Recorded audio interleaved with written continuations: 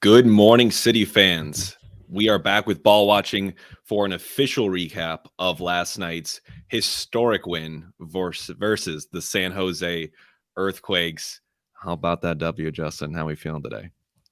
Historic. That is not my word. I will not give that one away. It was historic. It was unreal. Also unreal cold. I'm extremely happy to see the fans showed out. The place was packed and was rocking. It was such a fun time, and we'll get into all the details here. And thanks everyone for joining here a little bit early. I know it's a little bit early for the live stream today, but why not wake up with some breakfast, some brunch with the ball watching boys and celebrate last night? So we've got a loaded agenda for today, and following a lot of the similar format we usually do.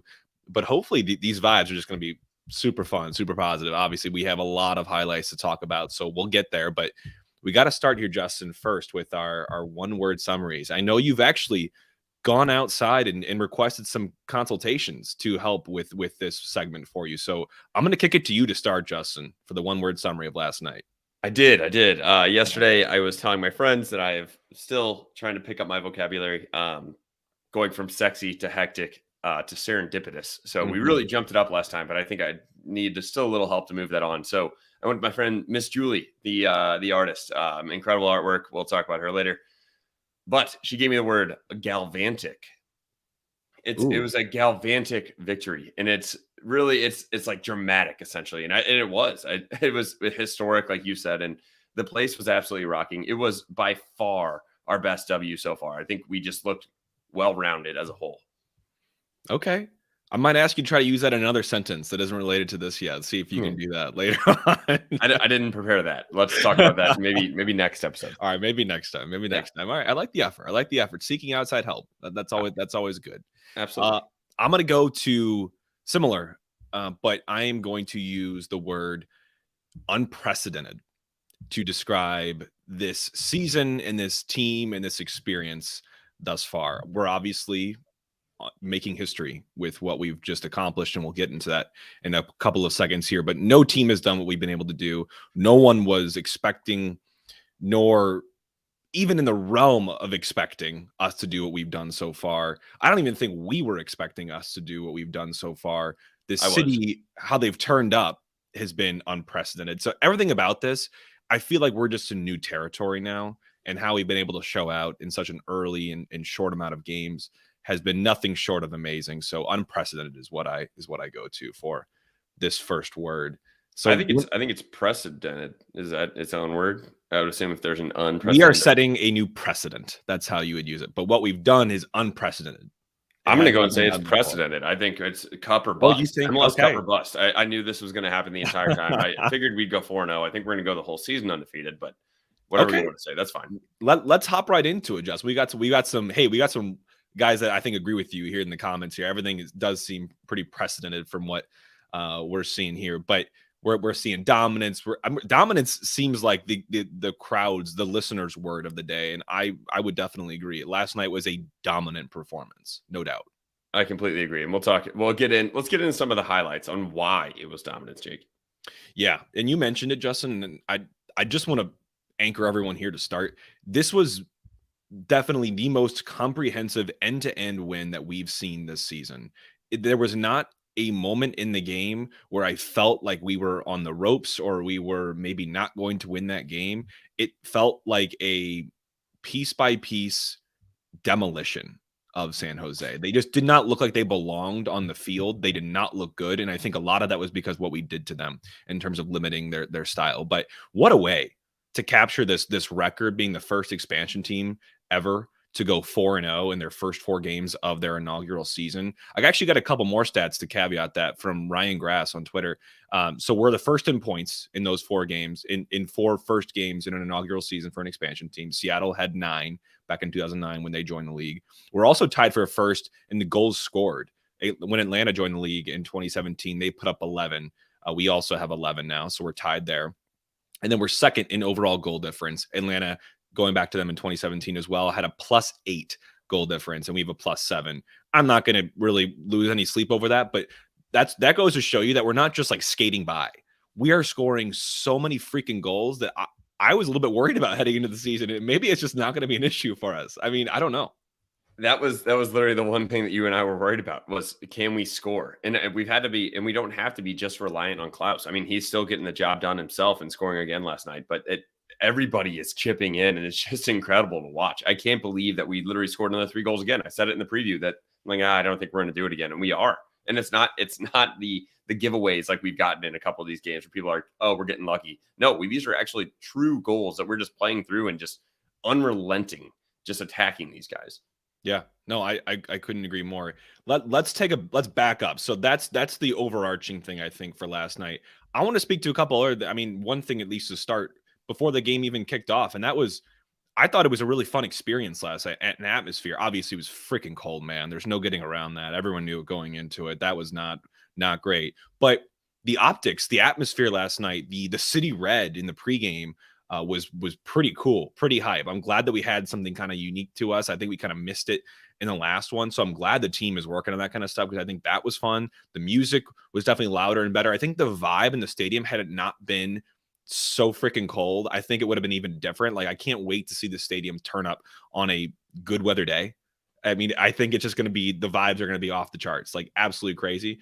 So I think the pregame last night was fantastic. I loved it. Yeah, you did have the missing video on the, I think the south end of the stadium, which was a bummer.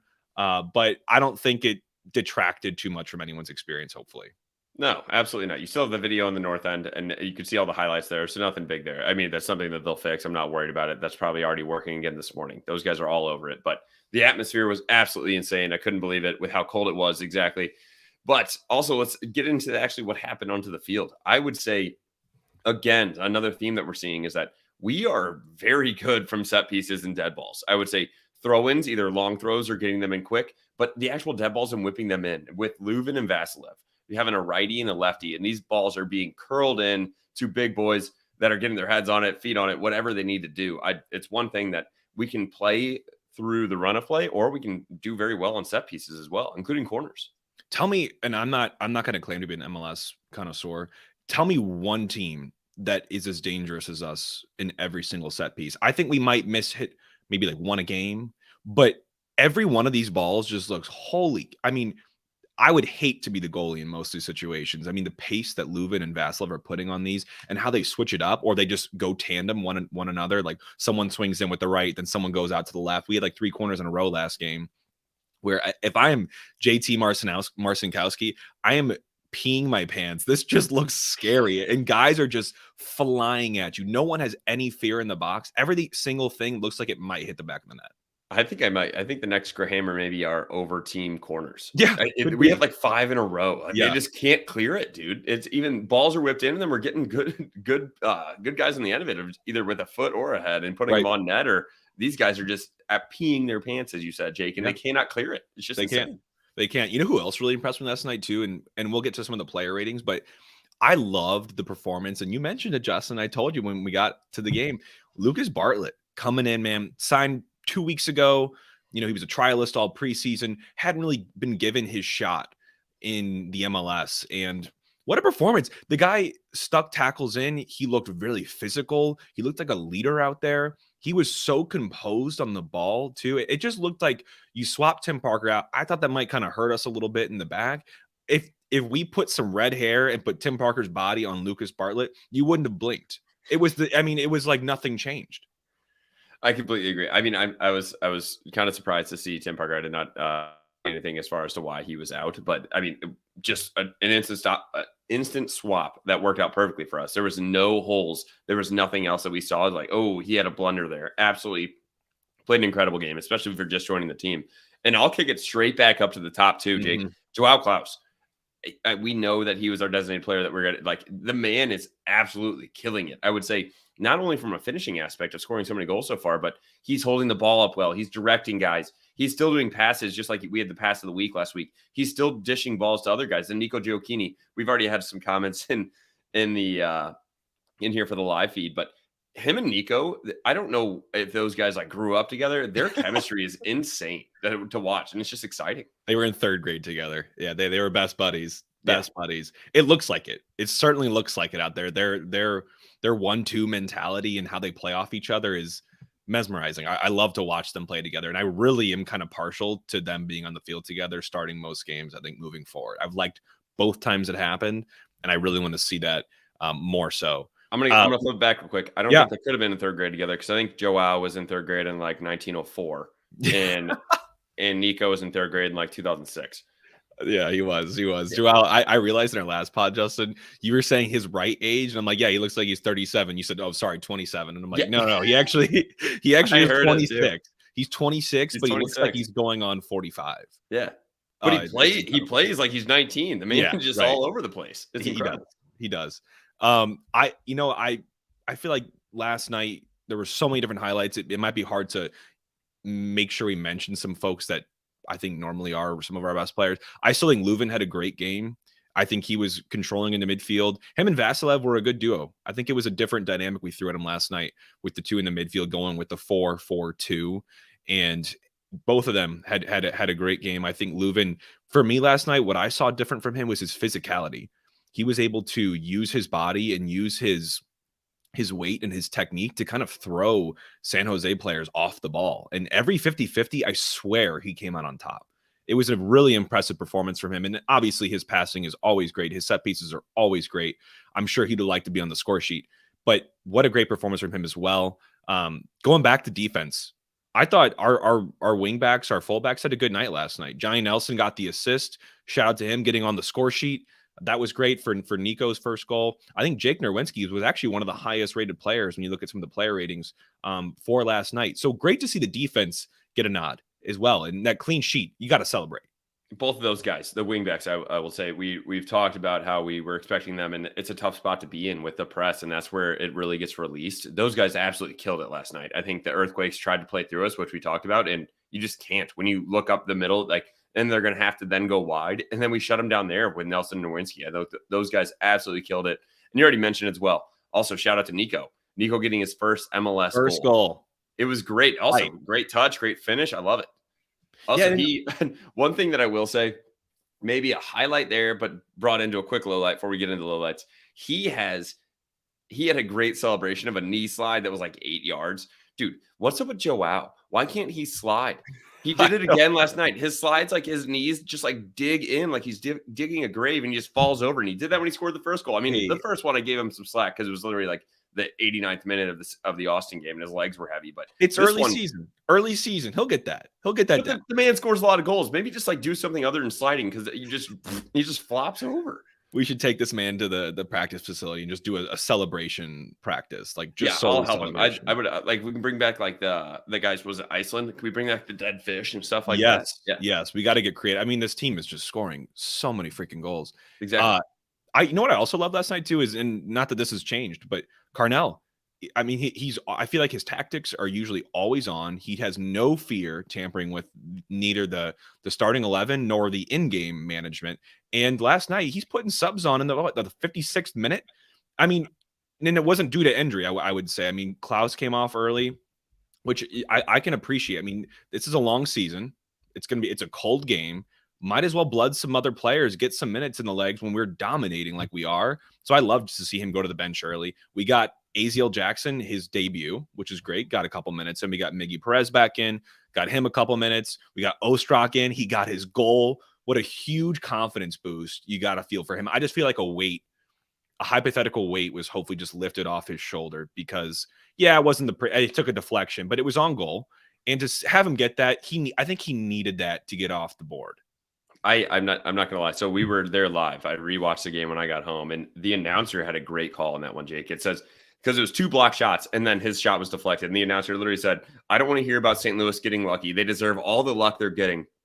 You're winning second balls, you're getting another strike, and you're winning second balls again, and then you're putting it away, which I think is a lot, very attributable to what people are saying. Oh, we're getting these lucky goals. Like, no, we are just unrelenting pressing these guys, and especially with the shots, it's got to go in with the amount of shots that we're getting on goal, and not even just on goal. We had 20 shots in the game, 8 on goal. Like, even as a keeper, if you give up 3 of those, that's probably not that great percentage, but putting 8 on goal in an MLS game, we're gonna score at least 2. Actually, now that I think about it, I swear all 3 of our goals came from some form of like unrelenting pressure.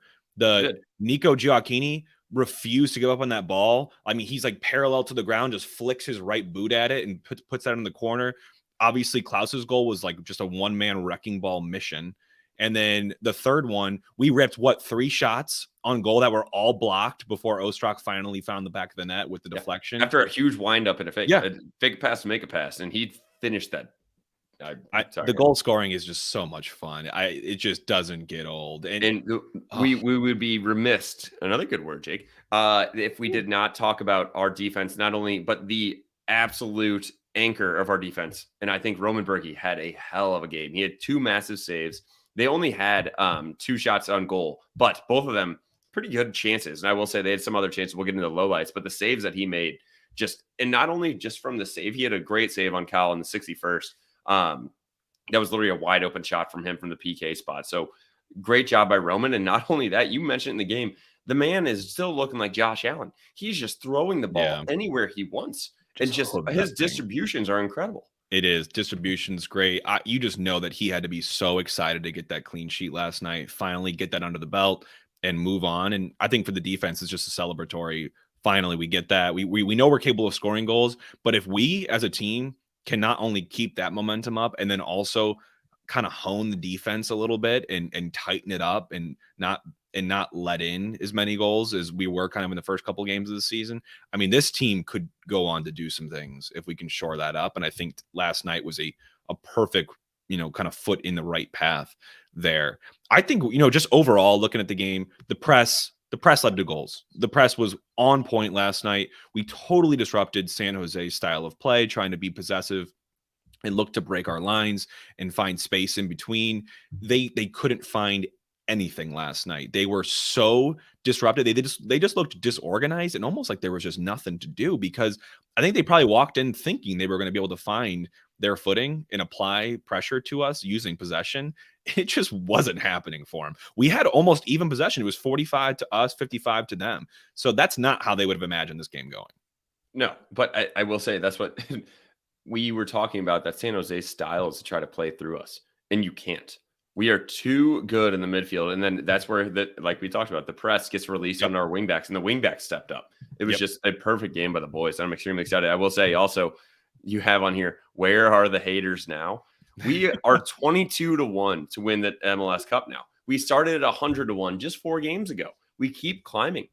And also just to touch on that too, we talked about the Earthquakes and the games they played so far. No one really good. They played Atlanta, yes, and they lost that game. Their 2 wins were Vancouver and Colorado. They are now 100-1. They are the last 2 teams as far as like odds go to win the cup. It's amazing. And just while we were dancing on them last night, I thought for anyone in the visual right now, so Sporting played as well last night, and they scored their first goal of the season. So congrats to them. They actually had the highest, going into this match day, have the highest XG in the league, and they have not been able to find the back of the net so far.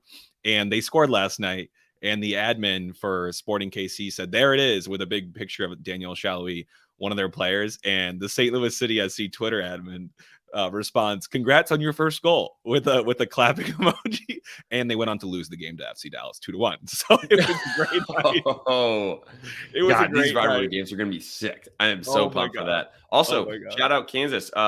Great job on your loss for being an a one seed in the college basketball tournament. That was huge by the Jayhawks. Good stuff. Last thing I want to show everyone before we go into the minimal amount of lowlights that we have is just to look at the table. Just got to keep an eye on this as we go throughout the season, and especially right now. I mean, it just couldn't look any prettier. You have St. Louis City, even on matches played with the other top 4 teams in the league, and we have 12 points, sitting comfortably at the top. Only team with 12 points, obviously getting 3 a game. The tied for the most goals for with 11. Have a great goal difference as well, just below Atlanta's, which is great because Atlanta's off to a hot start this season. Things are just looking really freaking good right now, man. I just love to see the vibes, and us sitting top of the table after 4 games in.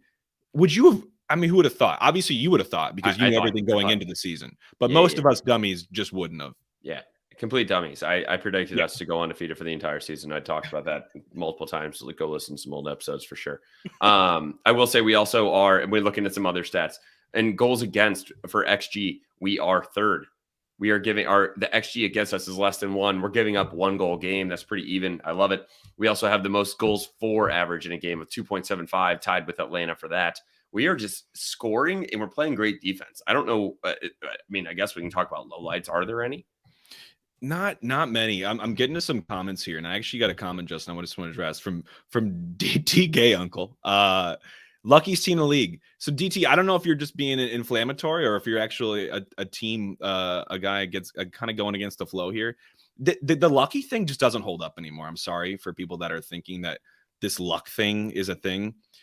This team, if you watch soccer, you know soccer. This team manufactures luck because of how we play and how much pressure we heap onto the other team, these chances. By the way, no one's just passed the ball in the net for us. If we get past the ball, we still have to finish it. Not many players sometimes can do that. Some people would shy in the spotlight there. So this whole lucky narrative, it just needs to stop because we've proven it. Like, we don't need to prove ourselves anymore. It's ridiculous that people still think that this is just a lucky team. That's why we're here. It's so stupid. Jake, I can't even believe you added this guy's comment in here. I had to look into his picture. I think he's wearing a hat that says "Be Hard." Like, where did you, like, what age are you, like, taking this, like, stare off into the distance picture, dude? Also, what team are you supporting? Hop in here and let us know, and we'll talk about it. Happy to compare the top of the table City SC to whatever team you support, buddy.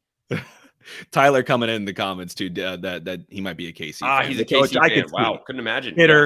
Bitter, sad. Hey, it's all right over there in Kansas. Hope you guys are relishing your XG top of the league, but not having won a game yet. Yeah, so I'm sure he'll come back at us and deflect and be like, "Oh, but we have the Chiefs." Like, "Oh, congrats, awesome, dude. That's not a sport we're talking about, buddy." So let's get quick into the only things, and I'm going to frame this as just some things for improvement that we kind of saw. And a lot of it's kind of just game state type stuff. I think you and I, Justin, last time we were watching this game, kind of felt like there were some opportunities where, one, we need to be in a better position for quick restarts. The other teams are trying to use that against us, where they did your quick throw, quick free kick, quick corner, whatever that is. I think we need to be more aware of those and look to jump on them right away and shut them down. And Justin, I want you to speak to the tactical kind of fouling, because I think there were some positions last night where we saw the break happening, where San Jose was about to threaten. We were broke on the press, and we had the opportunity, and we failed to stop it. I think that's one of those things that, especially if our press does get broken, which is it will happen because it's so high pressing and if you're one step late, it's over. We have to end it in their half. We were talking about it again with everybody around us. You can see it happening, building from their back, and we're right there. We're literally just a step off. But if you are a step off, you got to give a little quick side check or anything just to get those guys to the ground, let the boys get back. We cannot let these, if we play against some of these teams, when we play like LAFC, they will finish those chances on us if we let them have them, and we need to make sure that we end it in their half. So we can end it in our half, but then we're looking at dead balls being whipped in. If we end it in their half, it's going to be a restart with a pass, and that's how we got to do it. Yep, I would agree. Couldn't agree anymore with that. The only other last things I'll mention is that there was just one kind of hiccup in the 52nd minute we wrote about where, there was bad clearance, a ball pass across goal. And that was when Berkey was forced into a big save. I mean, Kyle should have put that away. Berkey made that phenomenal save. And it was just, you can't do that. When you're up 2-0, 2-0 is a dangerous lead in soccer. We have to communicate. We have to just play smart sometimes and just not look to be perfect, but just to play simple. Play within yourself sometimes. We don't need to complicate things. And that was a gift of an opportunity for them. Yeah, I would say on a couple of those, I think we need to be a little bit tighter in our marking in the box as well. Balls are on the wings, and it's happened on some of the goals, and we got lucky last night. We did not give one up. There was a ball that they played across the middle, and there was 3 earthquakes that were wide open. Cal slid and just missed it, but if he didn't touch it, the guy in the back post was wide open as well. So need to tighten that up a little bit, and that's all right. I think the last 2 lowlights, we'll touch on this real quick, Jake, are injuries. I saw you, so Blum obviously has been sick. Yeah, apparently so it's not very clear on what's going on with that, but apparently COVID. Okay, but we have not announced that, and I know that the South African national team head coach is reaching out and is not happy with that. Yeah, he was called into the national team, and the national team tug of war with clubs is always going to happen. Clubs don't want to release players sometimes because they're either coming back from injury or they're just tired. And national team duty's hard. I mean, that's a lot to go hop on a flight and then go play 2 games. He's a critical part of the national team. And so I think he thought that we were being dishonest with what Blum's status was. And Luke Bates came out and shammed all that away. So this guy's just kind of complaining. He threatened to go to FIFA and talk about, how we're keeping this information from them. He absolutely, go read the statement. Luke's just put him in a body bag, like time of death. That guy was done. Like, yeah, it was great. So only other thing I'm a little concerned about, I hope Tim Parker's not going to be out too long. He had some groin stuff, it sounds like, happened in practice. They kept him out, I'd say, last night from what I'm picking up on, due to a little bit of just cautious. I don't think they wanted to throw him in a cold game like that and have him just thrown right back into the mixer. And look, Bartlett came out to play. So great decision looking back on it. Absolutely. Completely fine there. There's no need to rush it. Long season. And obviously, I won't say we didn't need him. Oh, yeah, I love Tim Parker. I think he's one of our staples as a center back, and obviously one of our co-captains. But, I mean, it's great to see that someone can just step in and do the job that he needs to do anyway. So, yep. Yeah, I agree. Great call to just let's be cautious to start. Hey, for everyone in the room right now, watching on YouTube or Facebook or Twitter, go ahead and smack that like button. It really helps us get out to more people. And if you're in here, why not show us some love? We love doing this and having some brunch breakfast with the ball watching boys. A lot of bees there. And celebrating what last night was. So hit the like button. If you're listening on Apple, Spotify, or YouTube later on, definitely still hit the like button or subscribe to us so you're first to know whenever we're going to go live and do these podcasts or episodes. But thanks for everyone for joining in. Yeah, absolutely. Yeah, nice plug. Good stuff. Yeah. All right, let's get back to it. Player ratings. Nice. Wow. Starting from the back.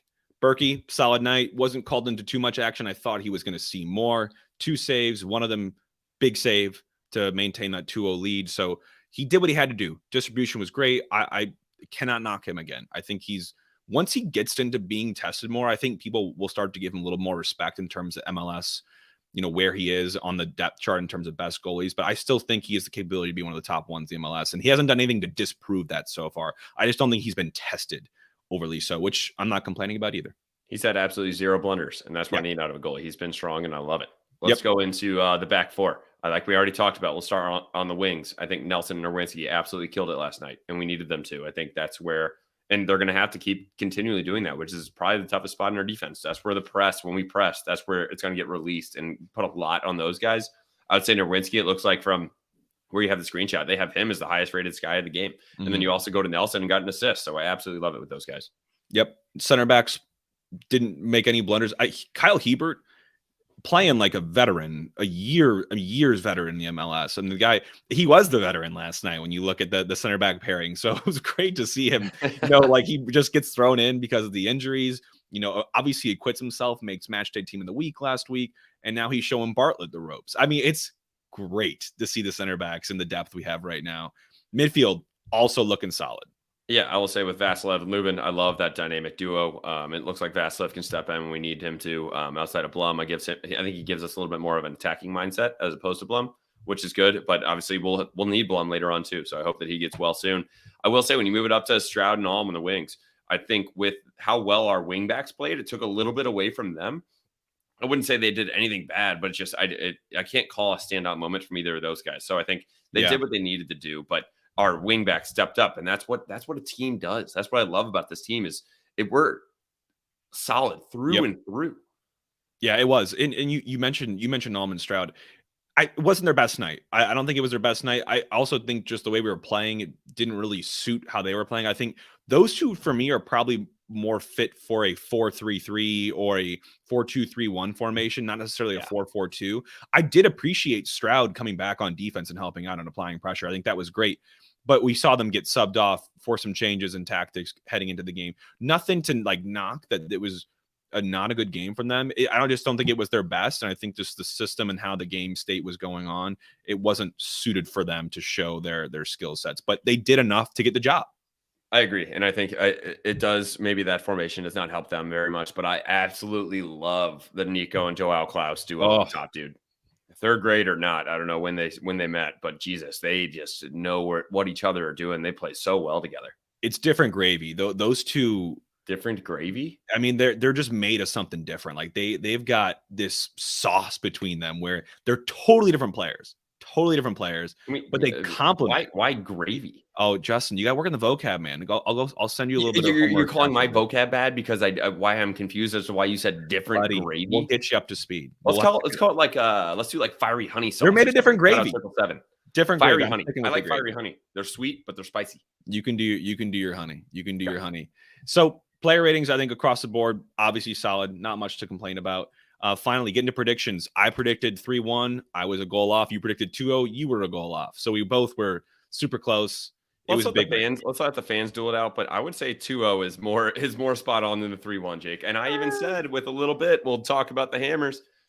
City money line, dub. Yeah. And a little sprinkle on the earthquakes under a half goal, dub. Shout out. Shout out for the shutout.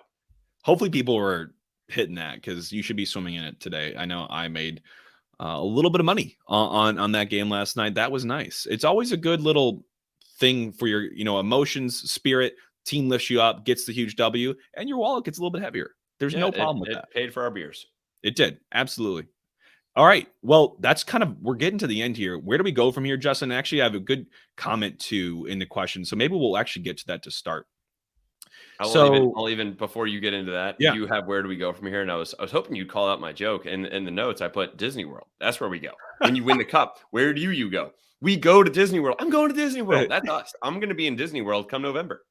I hope so, man. I hope so. We have some worries though, Justin, in the comments, and productive worries. Is this the be hard guy? Oh, no. We got some real stuff here. So a shout from Kevin, and I think it's something we could talk about here. So should we be worried about the effectiveness of energy drink soccer midsummer when temps are hotter? I definitely worry more about it.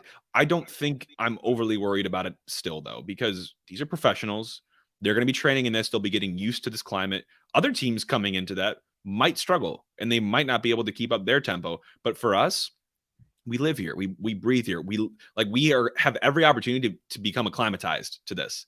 And I'm not saying it's easy. I'm not saying it's easy at all, but we have depth right now. We have guys that, no problem. You're tired, we'll swap someone in and we keep going. So I think there's ways around it.